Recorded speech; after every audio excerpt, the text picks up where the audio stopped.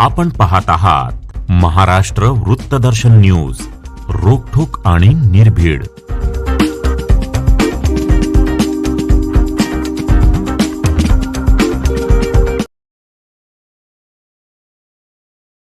मिरज पंचायत समितीच्या सभापती व उपसभापती पदाच्या 10 मार्च 2026 रोजी झालेल्या निवडणुकी प्रक्रिया अतिरिक्त विभागीय आयुक्त पुणे यांनी रद्द केली असून नियमानुसार फेरनिवडणूक घेण्याचे आदेश जिल्हाधिकाऱ्यांना दिले आहेत.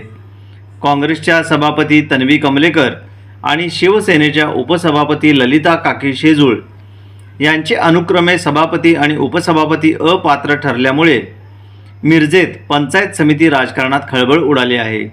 या निर्णयामुळे काँग्रेस व शिवसेनेला आणि महाआघाडीमधील मित्र पक्षांना आमदार सुरेशभाऊ खाडे यांनी मोठा दणका दिला आहे.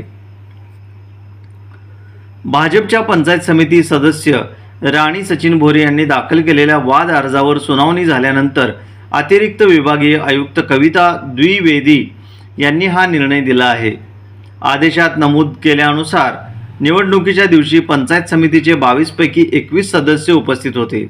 मात्र सदस्य पांडुरंग इंगळे यांचे अपहरण झाल्याने त्यांना मतदान प्रक्रियेत सहभागी होता आले नव्हते. या संदर्भात सांगली ग्रामीण पोलीस ठाण्यात गुन्हा क्रमांक दाखल झाला होता. पोलीस अधीक्षक व जिल्हाधिकाऱ्यांच्या अहवालाचाही निर्णयात विचार करण्यात आला आहे. निवडणुकीत सभापती पदाचा निकाल 11 विरुद्ध 10 अशा केवळ एका मताच्या फरकाने लागला होता.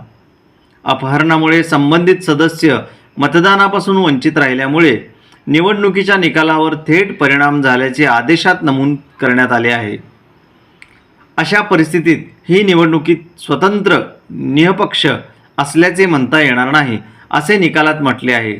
अतिरिक्त विभागीय आयुक्तांनी आपल्या आदेशात म्हटले आहे की एका लोकप्रतिनिधीला मतदानाचा अधिकार बजावण्यापासून रोखले जाणे म्हणजे केवळ त्या सदस्याच्या अधिकारावर गदा नसून संपूर्ण निवडणूक प्रक्रिया दूषित ठरते.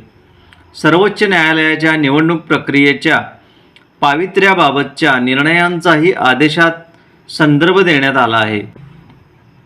या पार्श्वभूमीवर 10 मार्च 2026 रोजी झालेली सभापती निवडणूक रद्द करून नियमानुसार फेरनिवडणूक घेण्याचे आदेश देण्यात आले आहेत.